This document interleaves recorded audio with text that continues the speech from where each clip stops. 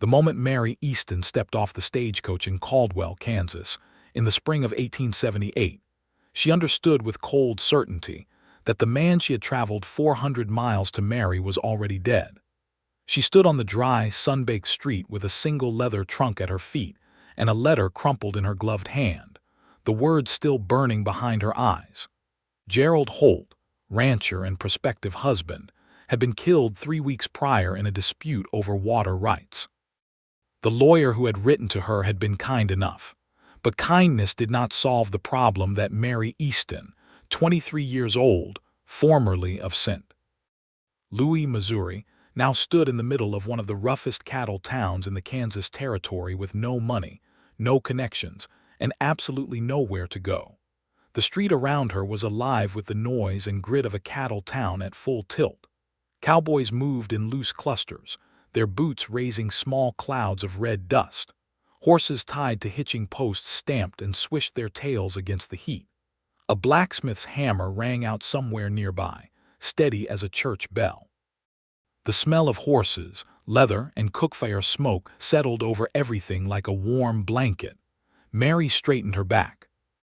She was not the kind of woman who crumpled, even when the ground shifted entirely beneath her feet.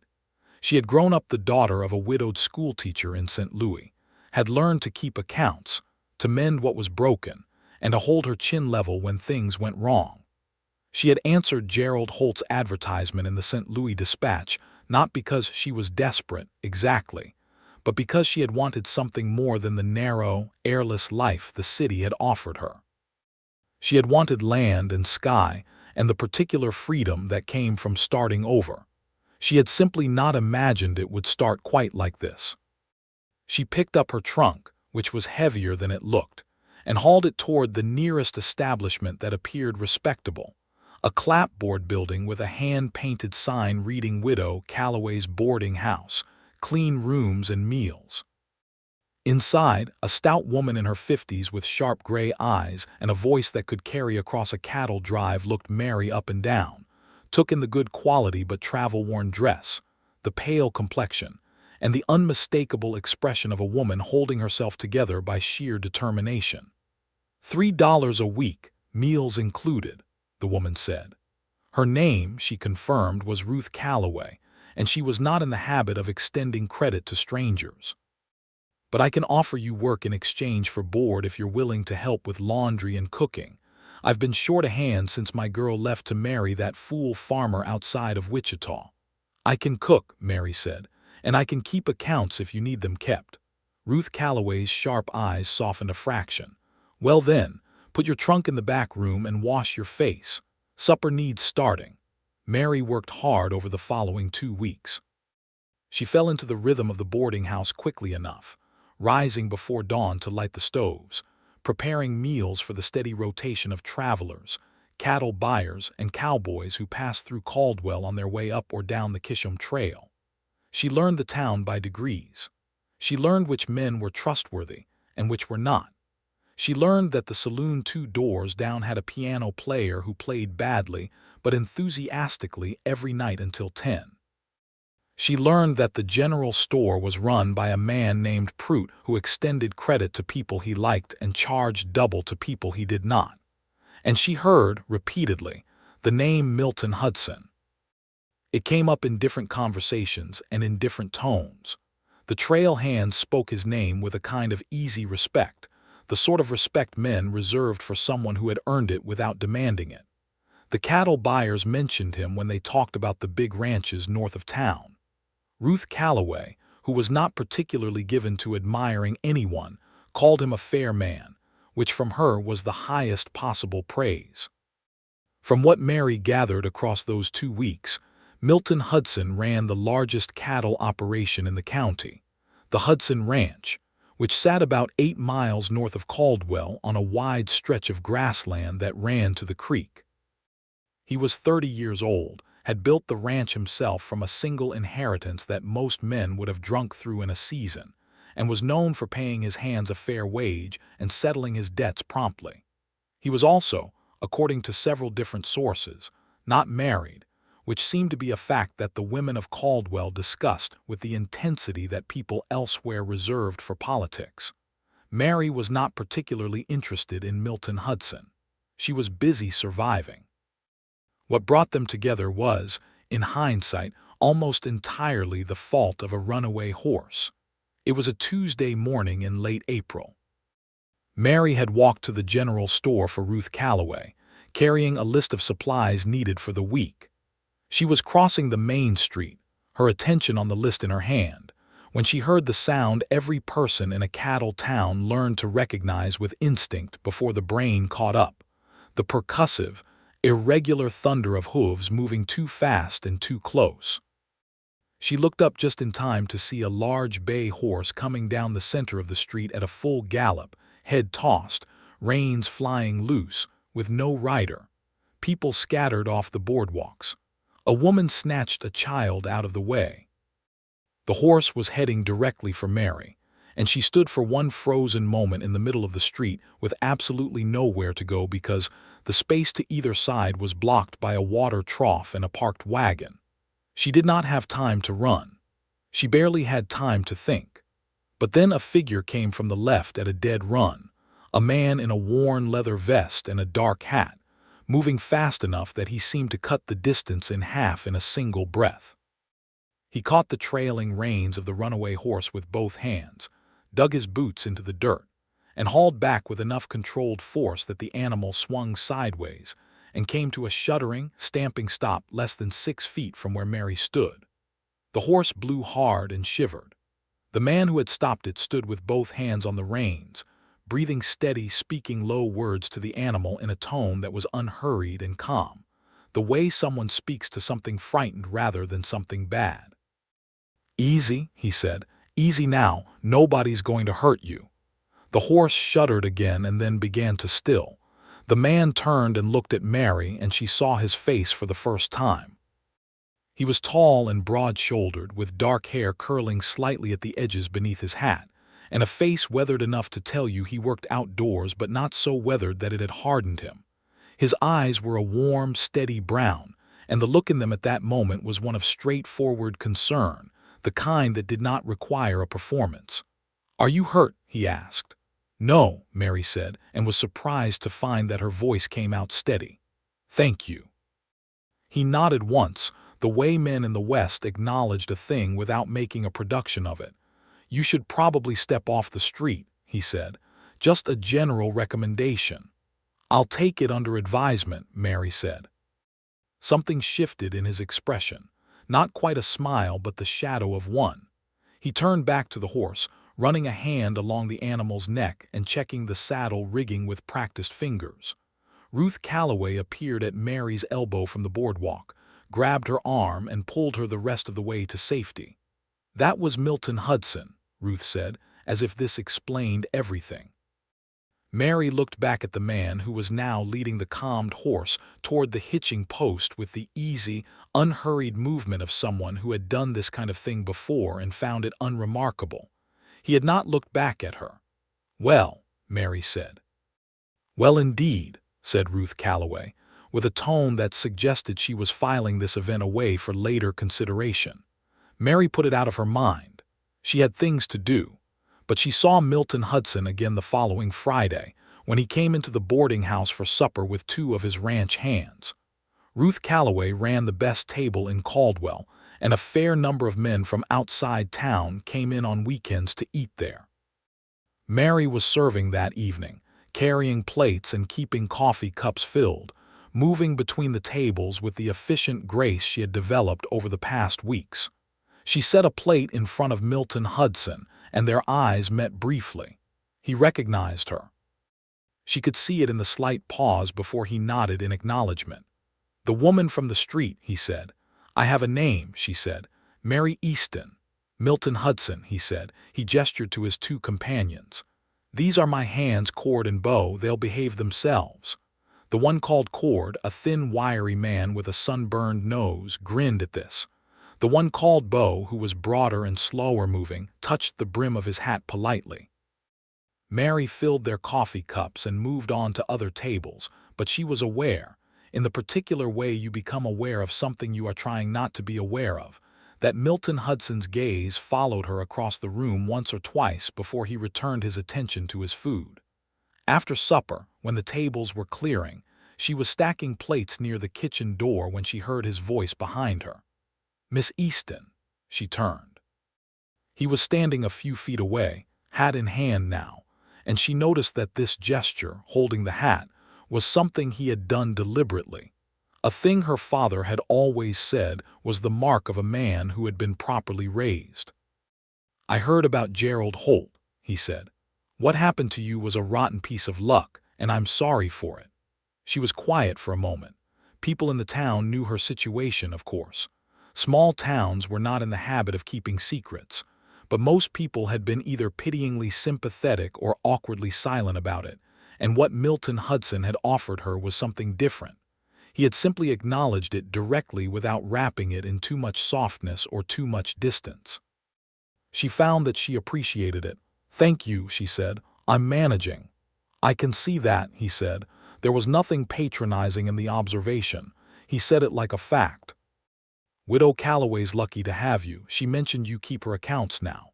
"I do," he nodded. He turned his hat once in his hands.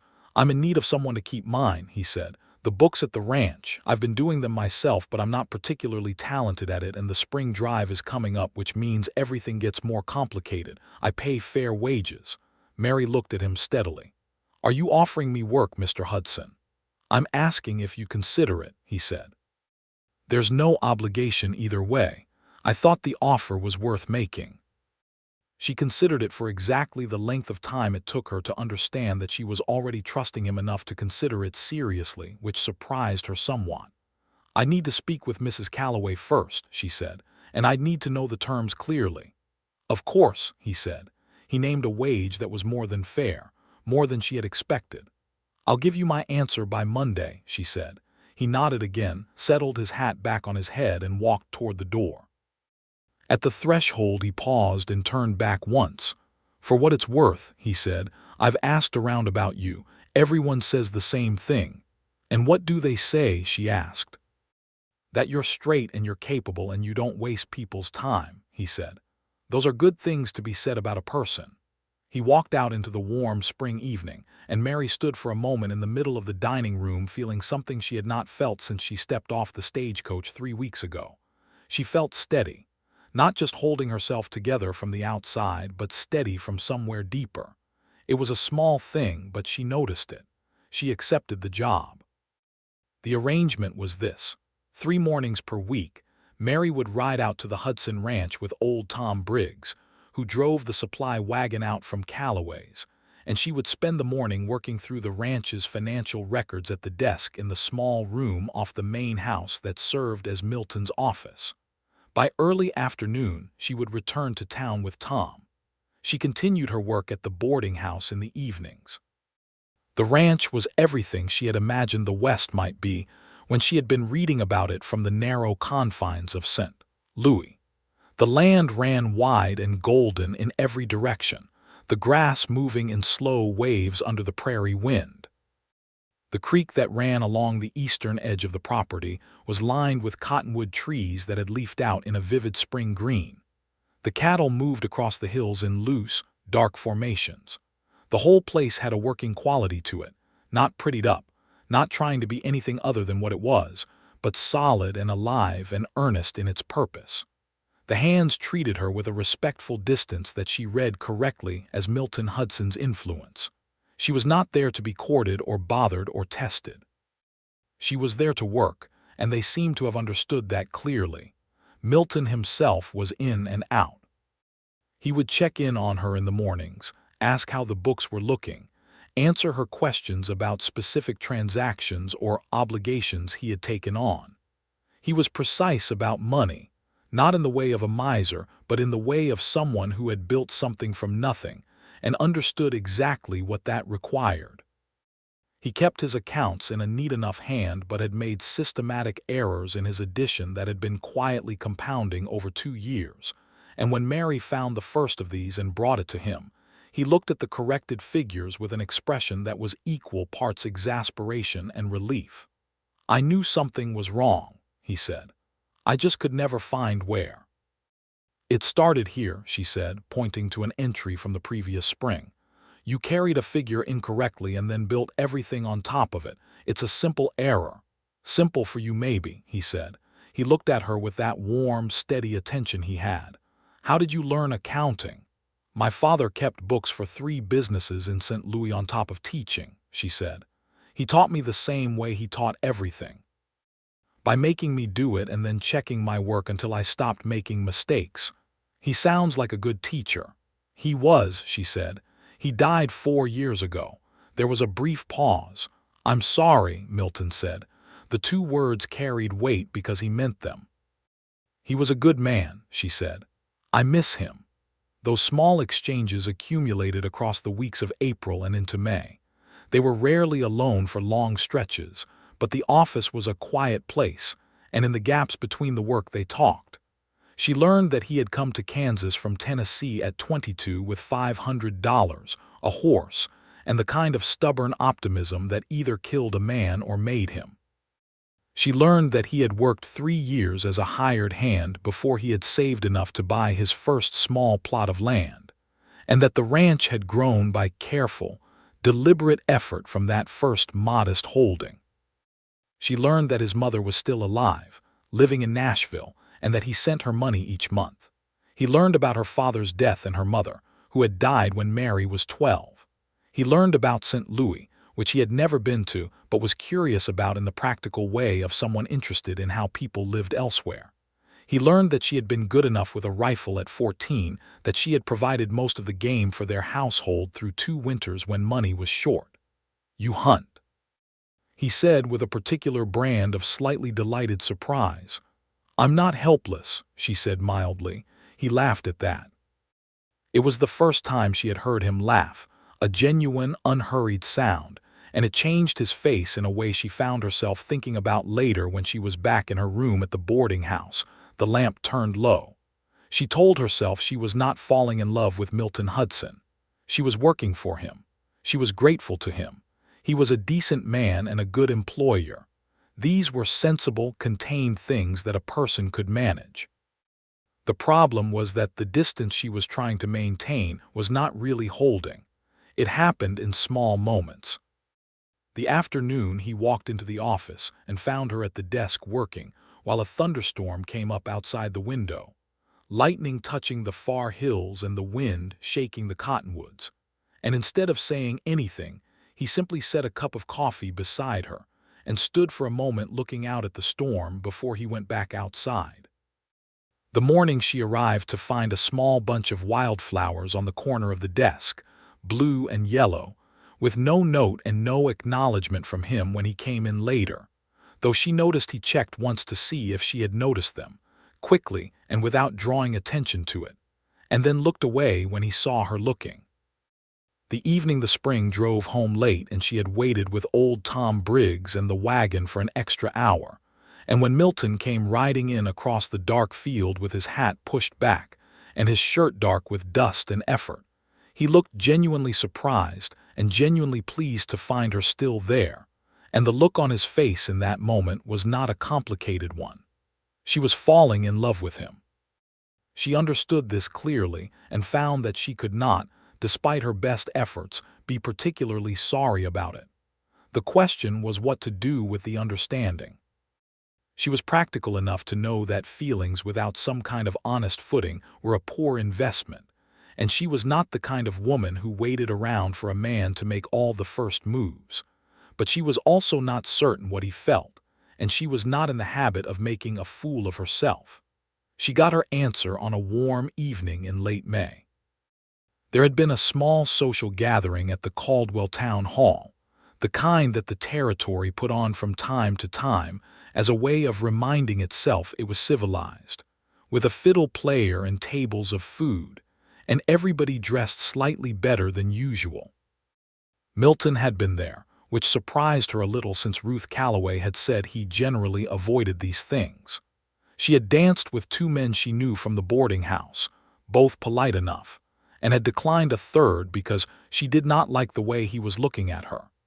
She had found a chair near the open door where the evening air came through, and had been content to sit there watching the room when Milton appeared at her side and held out his hand.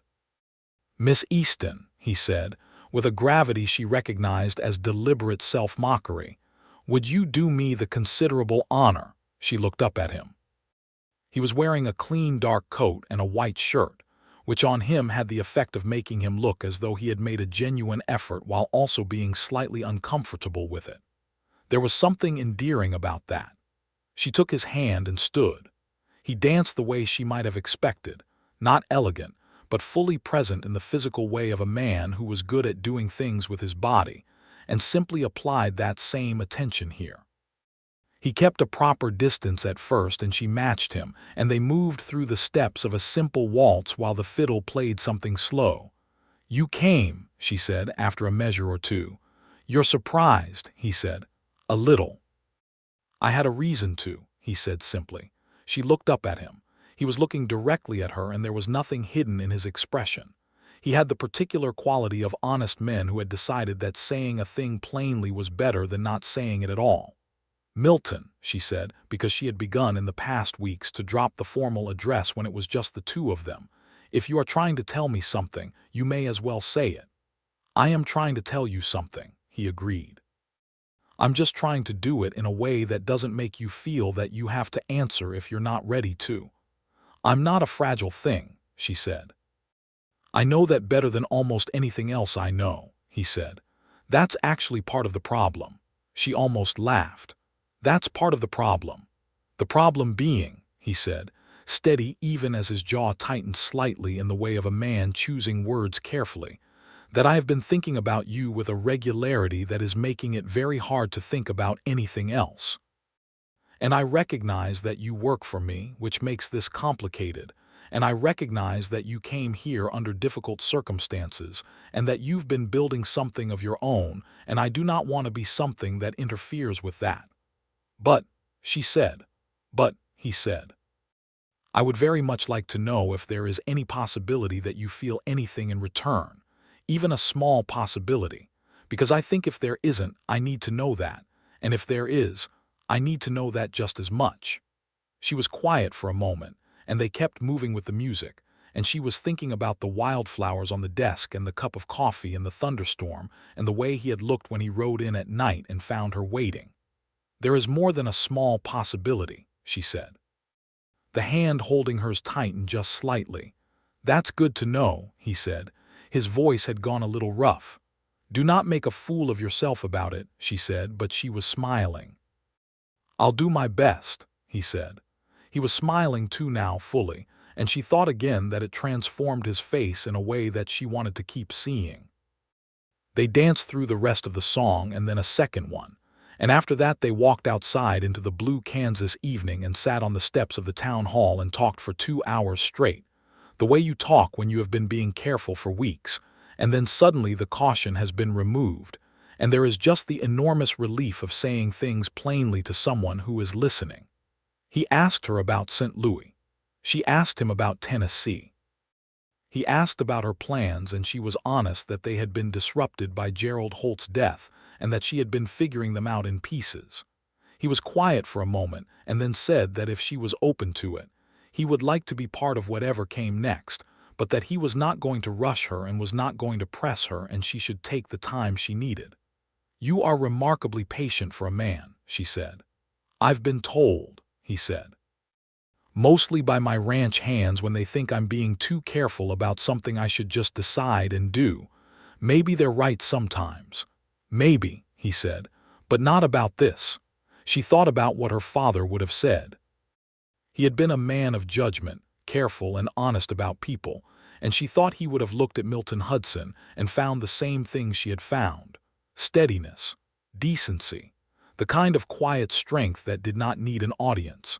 Summer came on in its full blazing weight. The spring cattle drive had gone well, and the accounts that Mary had set right reflected a good year coming. She continued her work at the ranch, and the nature of it shifted in small ways that everyone could see and no one commented on directly. She no longer always returned to town with Tom Briggs. Sometimes she stayed through the afternoon, and Milton would ride her back himself in the early evening. They would ride side by side through the grassland in the copper light, talking about everything and nothing, and those rides were some of the best things she had experienced in her adult life. He introduced her formally to his head foreman, a Mexican man named Cipriano Vega, who had worked the land since before Milton had bought it, and who regarded Mary with quiet, careful attention during their first meeting. And then, over the following weeks, with a warmth that she understood was meaningful, because Cord had told her quietly that Cipriano did not extend that warmth easily. "He respects you," Cord told her one morning in the early summer, with the tone of someone conveying important information. "I'm glad," she said. "In 12 years I've seen him run 2 women off this property who came around the boss," Cord said. "He never had to run you off." Mary filed that information away with satisfaction. There were difficulties, of course. This was Kansas in 1878, and the world was not without its complications. There was the matter of a neighboring rancher named Claude Fitch, who had been disputing the eastern boundary of Milton's land for 2 years, a dispute rooted in water access. The creek that ran along that boundary was the primary water source for both properties in the dry summer months, and Fitch was not a patient or a reasonable man. He had twice diverted a portion of the creek flow onto his property in ways that reduced what came to Milton's land, and in June he did it again. Mary was in the office when Milton came back from the eastern fence line with Cipriano, both of them dirty and carrying the particular kind of controlled anger that comes from a confrontation that was serious but not yet physical. "He's done it again," Milton said. "How bad?" Mary asked. "Bad enough," Cipriano said. "The cattle in the east pasture won't have enough water by August if it stays that way." Mary looked at the account books open on her desk, thought for a moment. "Did you file the original water rights with the county land office in Wichita?" she asked Milton. "When I bought the property," he said. "Yes." "And do you have the deed language about the creek?" "It's in the deed box. The creek runs through my property by right of the original survey." "Then you have a legal argument," she said, "and you have records." "Have you spoken to the land agent about Fitch's diversion?" He looked at her. "No, you should," she said. "Before you go confront Fitch directly, you should have the legal position established. Document the diversion, get witness statements from your hands, and then take it to the county land agent in Wichita before Fitch can put forward his own version." Milton and Cipriano exchanged a look. "She's right," Cipriano said. Milton pulled off his hat and ran a hand through his damp hair. "I know she is," he said. "I just want to go down there and tell him what I think." "You can do that afterward," Mary said, "after the legal matter is recorded." He looked at her with the expression she had come to recognize as equal parts admiring and rueful. "You're the most practically minded woman I have ever encountered," he said. "Thank you," she said. He did exactly what she had suggested. Within the week, he had ridden to Wichita with Cipriano and 2 of the ranch hands as witnesses, filed a formal complaint with the county land office regarding the creek diversion, and presented the deed language that clearly established his water rights under the original survey. The land agent had been helpful and had sent a formal notice to Claude Fitch within 10 days, requiring him to restore the creek flow to its original course. Fitch had not been happy about it. He had come to the property line himself 2 weeks later, red-faced and loud, and there had been a tense exchange of words through the fence. Milton had been there and had been completely calm throughout, which Mary suspected was more unsettling to a man like Fitch than any amount of shouting would have been. She heard about it afterward from Beau, who had been present. The boss just stood there and told him that the county had ruled on the matter and that if Fitch wanted to contest it, he was welcome to go back to Wichita and do so, Beau reported. And Fitch got louder and the boss got quieter, and eventually Fitch ran out of steam and rode off. "Good," Mary said. "The boss is something else when he wants to be," Beau said. The creek was restored. The east pasture cattle had water. The matter was, for the time being, closed. Fitch did not attempt the diversion again, though he remained a difficult neighbor. It was in August, in the deep heat of a summer afternoon when the grass had gone golden and the sky was a hard, pale blue, that Milton asked her to marry him. She had not entirely expected it then, though she had known it was coming in the way you know things that are moving surely toward you. They had been sitting on the porch of the main house after she had finished the afternoon's accounts, letting the late-day wind move through, and he had been quiet for a while in the particular way of someone preparing to say something important. "Mary," he said. "Yes," she said, not meaning the question yet. "I want to ask you something," he said, "and I want you to know that I've thought about it carefully, not in a hurried way, and that what I'm asking comes from the clearest place I know how to operate from." She turned to look at him. He was looking at the far hills. "I would like you to marry me," he said, "not because of the accounts or because of practical arrangements. Because you are the best person I have ever known in my life, and because this land feels like a better place when you are on it, and because the mornings when I know you are coming are better mornings than the ones when I know you are not, and because I love you. I love you, Mary, that's the whole of it." She was quiet for a moment. The wind moved through the dry summer grass. A meadowlark called from somewhere beyond the fence line. "I love you too," she said. "I've been trying not to for about 3 months." He turned to look at her then. "How has that been working for you?" he asked with the ghost of a smile. "Not particularly well," she said. He reached across the space between their chairs and took her hand in both of his. His hands were calloused and warm and solid. She looked down at them and then up at his face. "Then I'll take that as a yes," he said. "It is unambiguously a yes," she said. He brought her hand up and pressed his lips to the back of it, a gesture of such quiet tenderness that she felt it move through her like warm water, and for a moment neither of them said anything at all because nothing needed saying. They were married in October, at the small Methodist church in Caldwell, on a day when the sky had gone that particular autumn blue that feels infinite, and the cottonwoods along the creek had turned gold. Ruth Calloway was there, wearing her best black dress and looking thoroughly pleased with herself, as though she had arranged the entire thing by intention. Cipriano Vega stood with Milton on one side, and Cord and Beau were there, and a fair portion of Caldwell turned out because people liked Milton Hudson, and because Mary Easton, in the months she had been in town, had earned her own set of admirers. The minister was brief and genuine. Mary wore a dress she had made herself, ivory cotton with small blue flowers at the collar that she had embroidered over the 3 weeks prior. She had put her hair up in the particular way her mother had once shown her. When she walked down the short aisle of the church and saw Milton standing there at the front, his dark coat pressed, and his eyes fixed on her with the absolute, undivided attention that she had come to love, she understood with the full weight of her heart that she was exactly where she was supposed to be. She had come west looking for something more than the narrow life she had been living. She had found it, though not in the way she had planned. It had found her instead, standing in the middle of a dusty street with a runaway horse, and a man who had simply run toward the problem rather than away from it.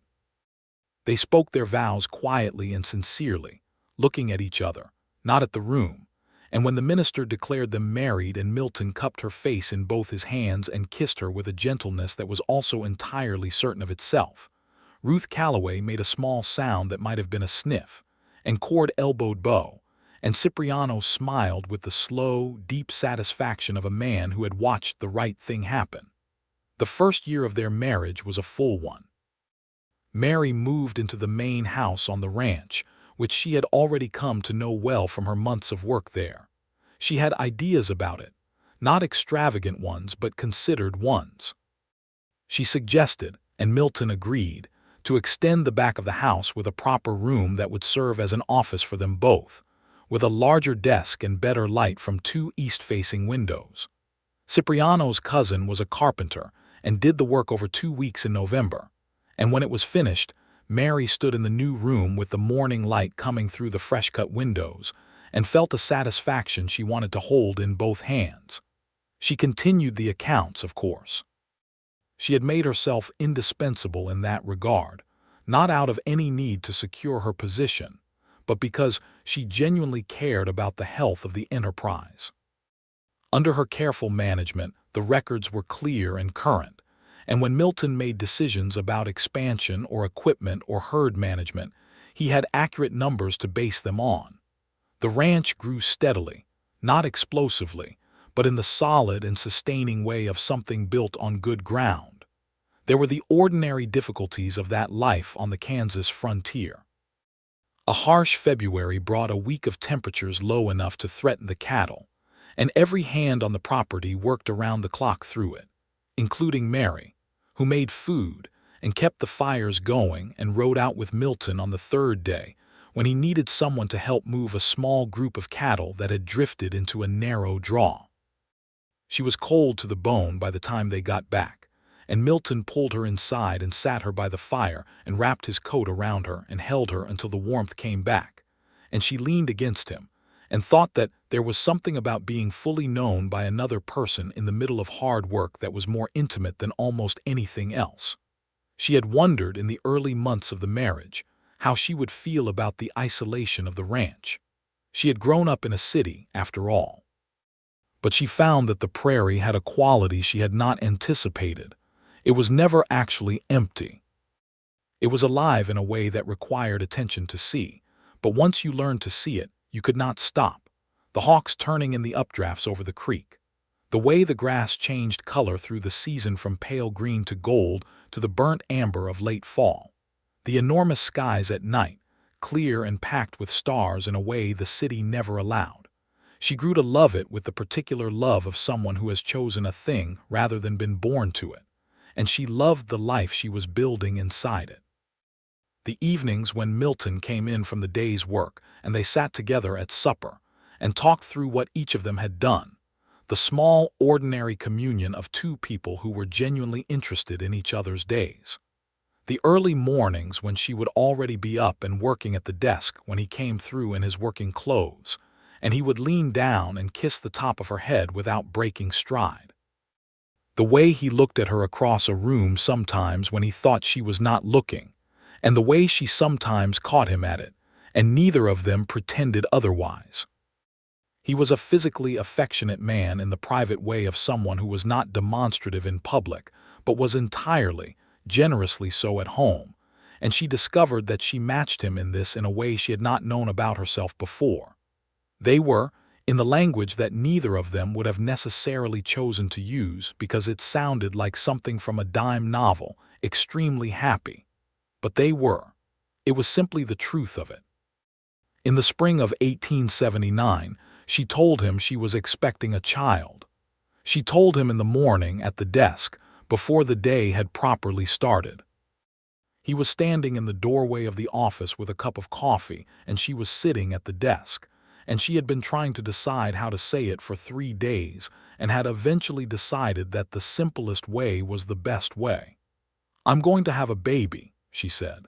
The cup in his hand went absolutely still. He looked at her, and she saw the exact moment when he understood she was not speculating or wondering but stating a fact, and his face went through 3 or 4 things very quickly, and then settled on something so open and so warm that she felt the back of her eyes go hot. He crossed the room in 2 steps, set the cup on the desk, and went down on one knee in front of her chair and took her hands in his, and he looked up at her with those warm brown eyes that she had come to know better than almost anything in the world. "A baby," he said. "A baby," she confirmed. He turned her hands over and pressed his lips to her palms. "Are you all right?" he asked. "Are you well?" "I'm perfectly well," she said. "I've been watching how I feel for 3 weeks and I'm well." He was quiet for a moment, still holding her hands, still on his knee. "I did not know," he said slowly, "that I was capable of feeling this particular thing." "Which particular thing?" she asked softly. "This," he said, and the word was insufficient and he seemed to know it and not care, because the look on his face said everything the word could not. She leaned forward and rested her forehead against his, and for a moment that was all there was in the world.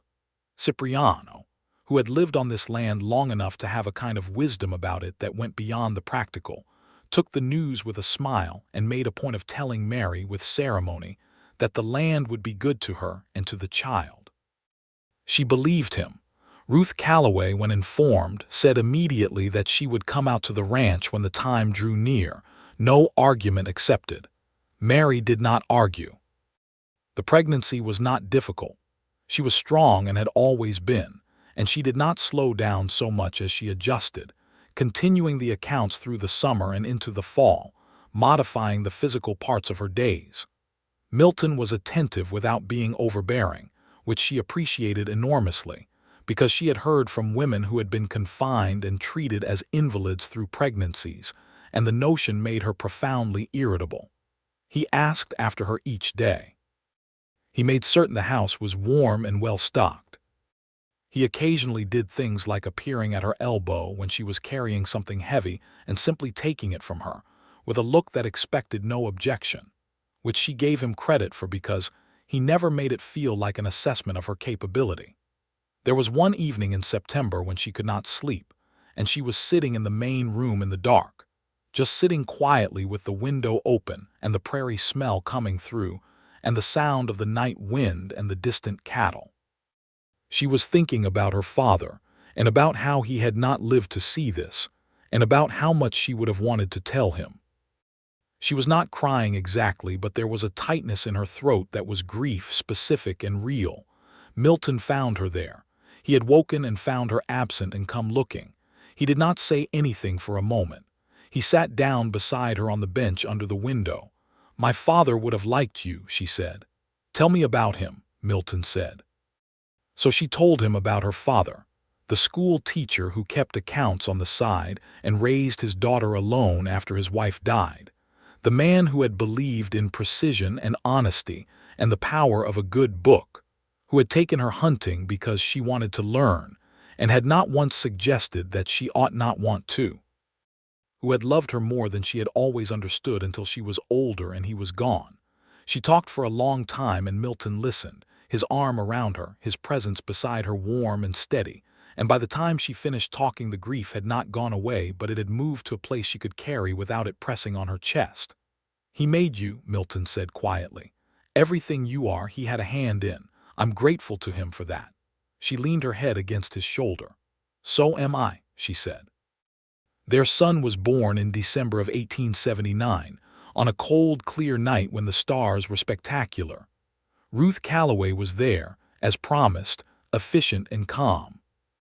It was a hard birth, longer than Mary had hoped and more difficult in the final hours, but she was strong and she held on, and when it was done and the child was in her arms, red-faced and protesting the world loudly, she lay back against the pillow and looked up at the ceiling with the exhausted, ringing clarity of someone who has come through something enormous. Milton was allowed in after. He came in quietly and sat beside the bed and looked at his wife and his son together, and the look on his face was one she would carry for the rest of her life. It was not complicated. It was just pure, and it was his in the way that the best things are. "He looks angry," Milton said softly. "He has opinions," Mary said.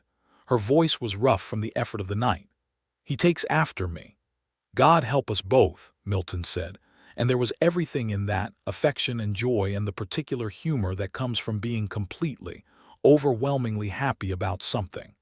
They named him Thomas after Mary's father, with James as a second name after Milton's own father, who had died before Milton came west. Thomas Hudson grew into his world with the expansive energy of a child raised on open land. He was on a horse before he was 4, which was not unusual in that country. He followed Cipriano around the property, with the devotion usually reserved for saints or large friendly dogs, and Cipriano bore this, with the infinite patience of someone who had simply decided to be a second teacher to this boy. He was curious about everything, and had his mother's precision about facts and his father's physical ease in the world, and he had from a very young age the particular quality of a person who will ask the question no one else has thought to ask, which was sometimes useful and sometimes spectacularly inconvenient. The years between 1880 and 1883 were years of growth for the ranch and for the family. Mary had taken over not only the accounts but something that had evolved into general management of the household and the business side of the operation, a role that had grown organically because she was good at it, and Milton recognized that without any ego about the arrangement. They worked as a partnership in the clearest and most practical sense, each contributing what they were best at, each trusting the other's judgment in their respective domain. The Kansas frontier was changing in those years, as it always was, never quite the same one year to the next. The railroad had come through, which changed how cattle moved and what the markets looked like. New settlers were arriving in numbers, which meant more neighbors and more negotiated boundaries, and more of the social complexity that came from a landscape filling up. The open range that had defined the early cattle business was tightening. The big drives up the Kishom Trail were becoming less common as the railheads moved. Milton adapted. This was one of the things Mary had come to rely on in him, his ability to assess a changing situation without panic and without rigid attachment to how things had always been done. He invested in better breeding stock to improve the quality of the herd. He established a direct relationship with a buyer in Kansas City, cutting out the middlemen who had previously taken a portion of the profit. He hired 2 additional hands with specific skills. None of these decisions were made in isolation. All of them were talked through with Mary, sometimes over supper, sometimes at the desk, sometimes on the evening rides they still took together when the day allowed. There were hard seasons. A dry summer in 1881 that stretched the water supply and required difficult decisions about how many head to carry. A September the following year when a prairie fire came close enough to the eastern fence line to have the whole crew out for 2 days fighting it, and Mary drove the wagon with the water barrels and the food out to the fire line herself, and came back the second evening with smoke in her hair and ash on her face, and the quiet satisfaction of someone who has been genuinely useful in a crisis. "You could have stayed at the house," Milton said, when she arrived back. He said it without any real expectation that she agreed. "I could have," she confirmed, in a tone that agreed with the words and dismissed the implication at the same time. He just looked at her and shook his head with the fond exasperation she knew well. The fire had been stopped before it reached the structures. The cattle losses were minimal. The land regenerated the following spring in the way of prairie land, with a green vivid enough to look like relief. In the spring of 1883, Mary found that she was pregnant again. She told Milton the same way she had told him the first time, directly, at the desk, in the morning. His response was somewhat the same. The still cup, the crossing of the room, but this time Thomas was there too, having wandered in from somewhere, and Milton had reached down without breaking his forward motion toward Mary and picked Thomas up with one arm, holding the boy against his side while he crouched in front of Mary's chair. "You're going to have a brother or a sister," Milton told Thomas. Thomas, who was 3 years old and had very strong opinions about most things, considered this information. "Which one?" he asked. "We don't know yet," Mary said. Thomas regarded this with the intense concentration of a 3-year-old confronted with an unsatisfactory level of detail. Then he decided it was acceptable and leaned over from his father's arm to pat Mary's stomach with a small, careful hand, which made Milton laugh and made Mary's eyes go warm. The second birth was easier than the first, which was its own kind of mercy. In the October of 1883, in the same bedroom where Thomas had come into the world, they had a second son. They named him Henry Robert Hudson, Robert being a name from Milton's mother's family. He was different from Thomas from the first day, quieter and more observing, with Mary's coloring and Milton's slow, patient way of taking in the world. Ruth Calloway, who came again, and who had by this point become a permanent fixture in the life of the family rather than simply a former landlady, declared Henry to be the image of Milton and Thomas to be the image of Mary, which Mary thought was only partly true but appreciated the spirit of. Thomas, for his part, adjusted to his brother with more grace than anyone had entirely predicted. By the time Henry was walking and causing general chaos in the way of toddlers on a working ranch, Thomas had appointed himself something between a guardian and a researcher, following Henry around with the attitude of someone taking notes on an interesting subject. Cipriano's relationship with both boys was a particular joy to Mary. He was 50 years old by then, his dark hair gone heavily gray, and he had the deep, quiet authority of a man who had given his life to this land and been respected for it. He taught both boys things that could not be learned inside a house: how to read weather, how to approach a horse, how to find water on the plain, how to pay attention to the things that were moving at the edges of what you could see. He spoke to them in Spanish when he spoke privately to them, and Mary had from the beginning encouraged this, understanding that it was a gift the boys would carry all their lives. She had spoken to Milton about this early on, about the importance of not dismissing what Cipriano brought to the place, the history and knowledge of this land that preceded the current owners by generations. Milton had needed no persuasion. He had understood this about Cipriano from the beginning. It was one of the things she had recognized in him that had confirmed her sense of him as a genuinely good man. He was capable of gratitude for what he had received and honesty about what that meant. The summer of 1884 brought a visitor to the ranch, who was both unexpected and significant. She was Milton's mother, Eliza Hudson, who had made the journey from Nashville at the age of 62, which was no small thing by the standards of the time. She arrived by train to Caldwell and was met at the station by Milton with the wagon, and when she stepped down from the platform, she was a small, upright woman with white hair and dark eyes, and the particular quality of someone who had been pretty in her youth and was now simply striking in her age. Mary had prepared for this meeting with something she recognized as nerves, which was unusual for her. She stood in front of the house with Thomas and Henry flanking her, Henry with his thumb in his mouth, which she had spent considerable effort trying to stop, and watched the wagon come up the road. Eliza Hudson stepped down from the wagon, looked at the house, looked at the land, and then looked at Mary. She looked at her for a long moment in which Mary kept her spine straight and her chin level and returned the gaze steadily. "Well," Eliza said at last, "he wasn't wrong about you." "I'm sorry," Mary said. "His letters," Eliza said. "He has been writing to me about you since before you were married, and I have been reading between his lines since he was old enough to write. He was not wrong."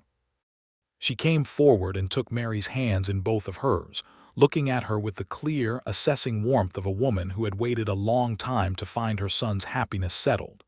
"You are exactly what I hoped for him." Mary felt the sudden, unexpected press of emotion, the kind that comes when someone says a thing that reaches a place you had not known was waiting to be reached. "Thank you," she said. "He is everything I hoped for myself." Eliza stayed 3 weeks. She was sharp-minded and funny in a dry, understated way, and she adored her grandsons with a specificity of attention that Thomas particularly thrived under. She and Mary found common ground in books, in precise thinking, in the kind of conversation that goes somewhere rather than going in circles. On her last evening, Eliza and Mary sat alone on the porch after supper while Milton took the boys down to the creek. The evening light was soft and golden, the way it gets on the Kansas plain in late summer, everything touched with a warmth that softens all the hard edges. "He is happy," Eliza said. "I can see it in the way he moves. He used to carry himself like a man carrying something heavy all the time. He does not do that anymore." "He works hard," Mary said. "That's not what I mean," Eliza said. "I mean inside. He was always a good man." "But happy is different," she looked at Mary. "You did that." "We did it together," Mary said. "He came toward me too. He came toward me first, actually." Eliza smiled. "He always did run toward the thing rather than away from it," she said. "I used to worry about that. Now I think it was the best thing about him." When Eliza left on the morning stage, there were genuine and uncomplicated tears on both sides. Milton watched his mother go with the expression of a man who is glad and a little sad in equal measure, and Mary stood beside him and took his hand. "She approves of you," he said. "Good," Mary said. "I approve of her." He looked down at her with that smile. "She told me this morning that I am the luckiest man she knows," he said. "She's right," Mary said simply. He put his arm around her and they watched the stage until it was out of sight down the flat road toward Caldwell. The years that followed were built on the foundation of everything that had come before. The ranch continued to grow and to anchor itself more deeply in the landscape of that part of Kansas. Thomas and Henry grew in the way of boys with good land and good parents, stretching into their separate natures. Thomas, at 12, was already talking about cattle breeding with the intellectual fervor of someone who has found a genuine passion. Henry, at 8, had turned out to be the artistic member of the family, with a talent for drawing that Mary noticed early and encouraged carefully, finding him paper and good pencils, and not treating it as a lesser occupation than anything else he might have done. Milton had become, in the decade since Mary had arrived in Caldwell, one of the most respected men in that part of Kansas. This was not a thing he had pursued, but a thing he had accumulated by the simple means of being consistently fair and reliable. When neighboring ranchers had disputes, his name came up as someone who could be trusted to mediate. When the county was organizing a new school district in 1882, he had been asked to sit on the organizing committee, and Mary had gone with him to the meetings and had ended up writing the governing charter for the new school, which she found she enjoyed rather a lot. The school question was a personal one. She had been her father's daughter when it came to the value of education, and she had been teaching Thomas herself since he was old enough to sit still, using the books she had brought from St. Louis and the ones she had accumulated since. When the new school opened in Caldwell with a proper teacher, she had felt the satisfaction of someone who had helped build a thing that would outlast the effort of building it. In the fall of 1886, something happened that brought together many of the threads of the previous years in a way that Mary would later think of as a kind of completion. The neighboring property to the west, a smaller holding than Milton's, had been owned by a family named Greer who had worked it for 10 years. That autumn, the elder Greer died and his widow found herself in the situation of not being able to sustain the operation alone. She came to Milton, not because she had nowhere else to go, but because he was the person she trusted most in that landscape, and asked whether he would be interested in purchasing the land. Milton had not been looking to expand, but the land was good, the price was fair, and it would strengthen the western boundary of the ranch in ways that were practically significant. He sat with Mary for 3 evenings going through the numbers. The acquisition cost weighed against the operational requirements and the income potential, and on the 4th evening they agreed that it made sense. But Mary had a condition. "Mrs. Greer has a son," she said, "Daniel Greer. He's worked that property his whole life and he knows the land." "He's 20, Milton said. "He's a good worker and he knows the land and his family just lost their home," Mary said. "If we take the property, we should offer him a position here, a real position with a real wage, not charity, work." Milton looked at her. This was not an unusual position for her to take. He had, over the years, come to expect this quality in her, the refusal to simply extract value from a situation without considering the full picture of who was affected. "Done," he said. "I'll speak to him." Daniel Greer came to work on the Hudson Ranch and proved himself within the first season to be one of the best hands they had ever had.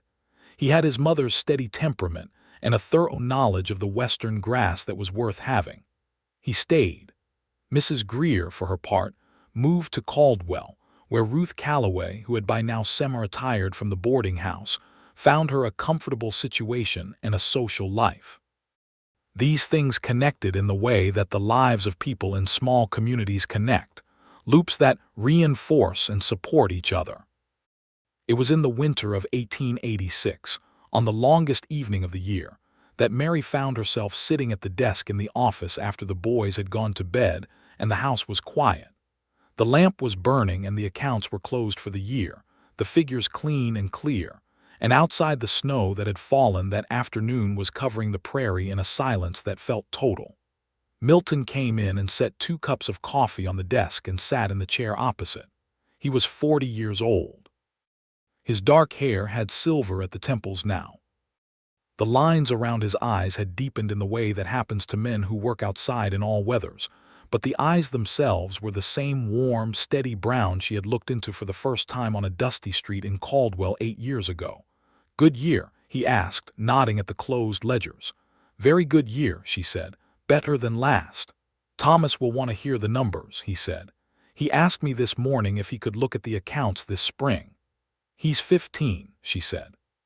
"He's your son," Milton said. "At 15 you were probably running a business somewhere." She laughed. "He can look at the accounts in spring," she said. He picked up his coffee cup and leaned back in his chair in the relaxed way he had always had, the way of a man who was fully at home in his own life. He looked at her with the easy attention he had always given her, not anxious or uncertain, just present. "I want to tell you something," he said. She looked up from her cup. "I have been thinking," he said, "about that conversation we had a long time ago. When I told you that you were the best person I had ever known, and that this land felt like a better place when you were on it." He paused. "I want to tell you that both of those things are more true now than they were then. Not less. More." She felt the warmth of that move through her, the same quality of warmth it had always carried, not diminished by familiarity but deepened by it. "Milton," she said.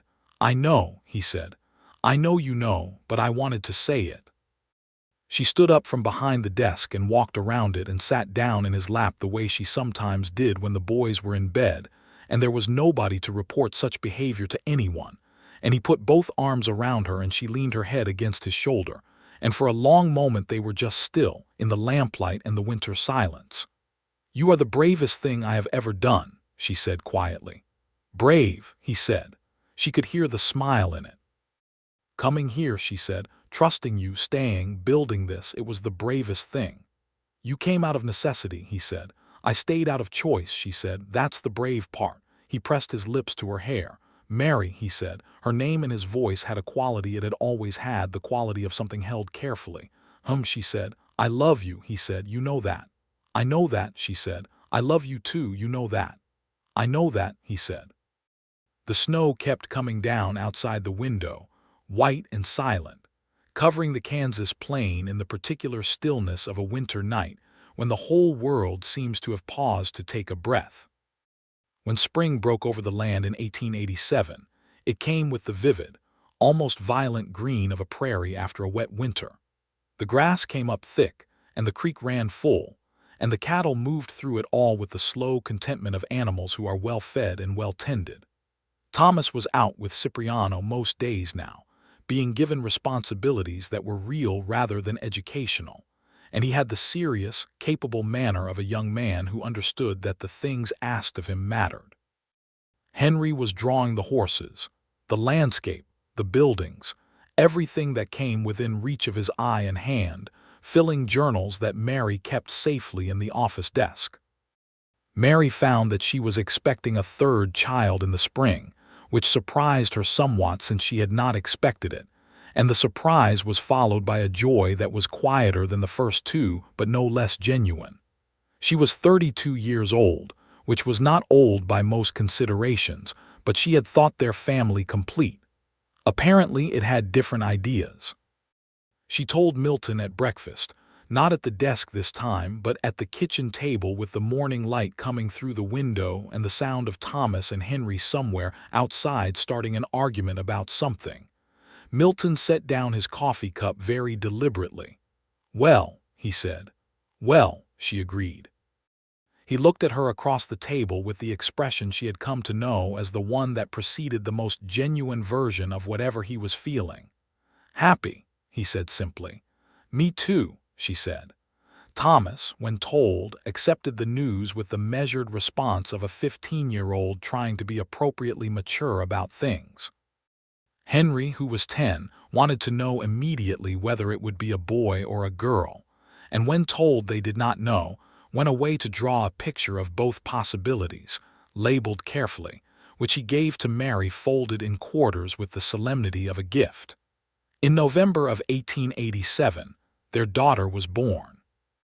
They named her Eliza Ruth, the first name for Milton's mother and the second for Ruth Calloway, who wept quite openly when she heard, and then immediately denied having done so. Eliza Hudson, informed by letter, wrote back a letter of 3 pages that was the most emotionally expressive communication Milton had ever received from her, and he read it twice and then handed it to Mary, who read it and then folded it and kept it in the desk with the accounts that told the story of the ranch, because it belonged with those things, with the record of what they had built. Little Eliza was born into a household already shaped by her older brothers, and she made her presence felt from the beginning with the particular confidence of a third child who has never not had an audience.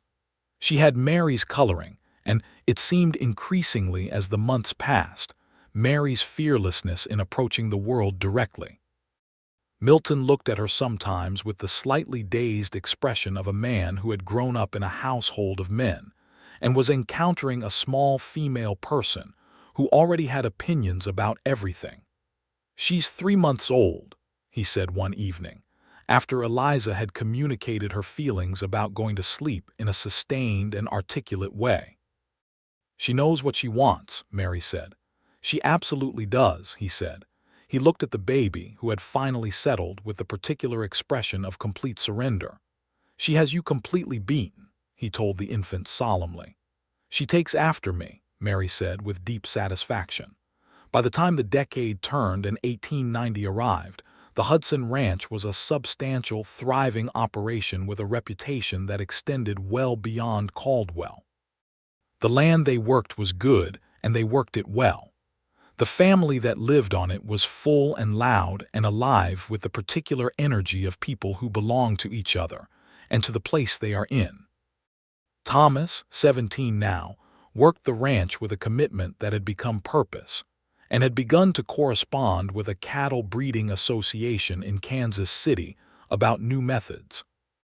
Henry, 14, had been the subject of a conversation that Mary and Milton had navigated carefully, because Henry's talent was real and needed cultivation beyond what the Kansas frontier could offer, and they were in the early stages of thinking about what that might mean and how to support it without uprooting what Henry also loved about the life he lived. And little Eliza was 2 years old and had strong opinions about breakfast. Cipriano was 56 and had eased back from the most physically demanding work, but was still on the property every day, and the ranch had in some ways reorganized itself around his continued presence in the way that places reorganize around things that have become central to them. Milton had, 2 years prior, given Cipriano a legal stake in a portion of the land as a formal acknowledgement of what had always been practically true, that this ranch was in significant part the product of Cipriano's knowledge and labor and commitment. The legal formalization of that had been Mary's suggestion, presented to Milton over the accounts one afternoon, and Milton had looked at the papers and said that he should have done it years sooner, which she had agreed with, and they had taken it to the Wichita Land Office the following week. Cipriano had been very still when they told him. He had looked at the documents for a long moment. Then he had looked at Milton and at Mary, and said that this land had been in his family's country before any borders had been drawn through it, and that having his name on a piece of paper that acknowledged his rightful place in it was a thing he had not expected to live to see. He said it quietly, without rancor but with the full weight of what it meant. Mary had thought about that for a long time afterward. She thought about it still, sometimes, when she stood at the window of the office and looked out at the grassland and the creek and the sky that went forever in every direction. The land held more history than any single account could contain. The best you could do was to hold your piece of it honestly, to acknowledge what had come before and to do right by the people in it, and to build something that was worthy of the ground it stood on. She thought she and Milton had tried to do that. She thought, on balance, they had done reasonably well. On a morning in early spring of 1891, when the first green was showing in the grass along the creek and the air had the particular freshness that comes with a warming world, Mary was standing in the doorway of the office with a cup of coffee, looking out at the land. It was early, before the household had fully woken, in the brief quiet that belonged to her alone before the day filled up. She heard footsteps behind her, and then Milton's arms came around her from behind, his chin resting on the top of her head, a gesture so familiar it had become part of the language of their days. "Morning," he said. "Morning," she said. They stood there in the doorway together, looking out at the Kansas morning. The light was coming up low and golden over the eastern hills, touching everything it reached. The cottonwoods by the creek were beginning to show their first leaves, small and bright. In the near pasture, the cattle were moving in the slow, purposeful way of animals settling into the day.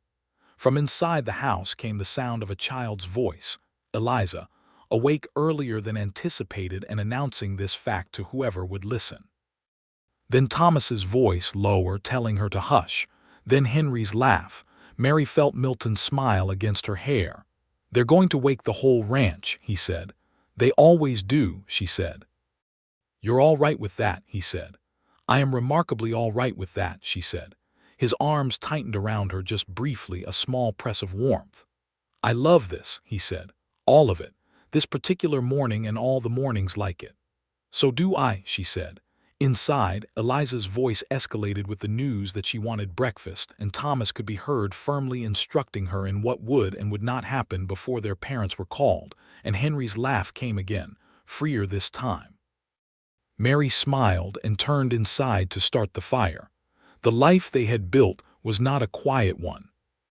It was full and complex and demanding, and sometimes difficult and endlessly, genuinely alive with the presence of people who loved each other and the land they lived on. It was nothing like what she had imagined when she had answered Gerald Holt's advertisement in the St. Louis Dispatch and packed her single leather trunk for a journey west. It was entirely better. She had come to Kansas on a stagecoach in the spring of 1878, a woman alone with no plan and nowhere to go. And the first thing that had happened was a runaway horse and a man who ran toward the problem. The rest had followed from there, the accounts and the desk and the wildflowers and the evening at the town hall and the words spoken plainly on a ranch porch in the summer light and the wedding in the small church with the gold cottonwoods, Thomas and Henry and little Eliza, Cipriano and his slow deep wisdom, Ruth Calloway and her endless resourceful love, Eliza Hudson the elder, writing 3 pages when her granddaughter was born, the years of drought and fire and frozen winters and good harvests, the evenings on the porch and the mornings at the desk, and the rides through the prairie gold at the end of the long days, the arguments that were honest and the reconciliations that were thorough, the grief that still came sometimes for people who were gone, carried now alongside a life full enough to contain it. All of it, every piece of it, had made something that would have been impossible to plan and was entirely right to have happened. Mary stood at the kitchen stove and built up the fire for the morning. Through the window the Kansas sky was brightening toward its full-day blue, enormous and clear above the golden land. Her daughter's voice carried through the house in the particular bright register of someone who fully expects to be heard, and is generally right about this.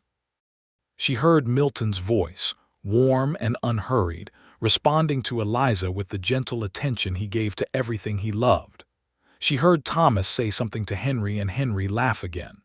She heard the morning take shape around her, full of all the people who filled it, and she held the cup of coffee between both her hands and felt the heat of it, solid and real, and was simply, wholly glad.